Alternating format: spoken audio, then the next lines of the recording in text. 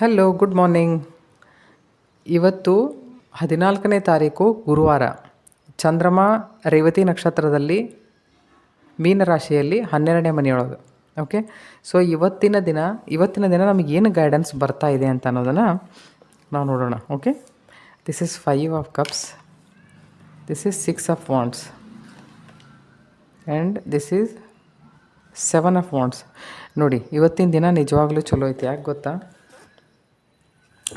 Improvement ಇದೆ. ಹೆಂಗೆ improvement ಇದೆ? This is 5, this is 6 and this is 7. ಇವೆರಡೂದರ ಮಧ್ಯೆ ನಿಮಗೆ ಸಕ್ಸಸ್ ಇದೆ. ಇದೇನು ತೋರಿಸ್ತೈತಿ ಗೊತ್ತಾ?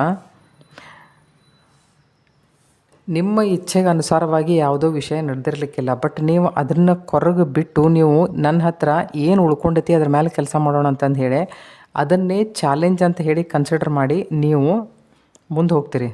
ಓಕೆ, ನಿಮಗೆ ಕೆಲಸದೊಳಗೆ ಇಂಟ್ರೆಸ್ಟ್ ತೊಗೋತೀರಿ. ನಾನು ಏನು ಮಾಡಬಲ್ಲೆ ಅಂತಂದು ಹೇಳಿ ವಿಚಾರ ಮಾಡ್ತೀರಿ, ಪಾಸಿಟಿವ್ಲಿ ವಿಚಾರ ಮಾಡ್ತೀರಿ.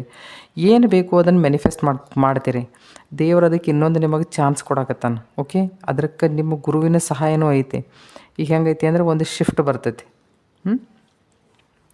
ಸೊ ನೋಡಿ, ಇವೆಲ್ಲ ಕಟ್ಟಿಗೆಗಳ್ನ ಹೆಂಗೆ ತಿಳ್ಕೊಬೋದು ಅಂತಂದರೆ, ಇವೆಲ್ಲ ನಿಮ್ಮ ಓಲ್ಡ್ ಬಿಲೀಫ್ ಸಿಸ್ಟಮ್ ಇದ್ದು. ಅಂದರೆ ನಾನು ಇದನ್ನು ಮಾಡಬಹುದು, ನಾನು ಇದನ್ನು ಮಾಡಲಿಕ್ಕಿಲ್ಲ, ಅಯ್ಯೋ ಇದು ನನ್ನ ಕೈಲಿ ಆಗಲಿಕ್ಕಿಲ್ಲ, ಅಥವಾ ಯಾರೋ ಹೇಳಿರ್ತಾರೆ ನಿನ್ನ ಕೈಲಿ ಆಗಲಿಕ್ಕಿಲ್ಲ, ಬಿಟ್ಬಿಡು, ಹಂಗೆ ಹಿಂಗೆ ಯಾರಾದರೂ ಹೇಳಿದ ನೆಗೆಟಿವ್ ವಿಷಯಗಳು ನಿಮ್ಮ ತಲೆಯೊಳಗೆ ಓಡಾಡ್ತಿದ್ದು.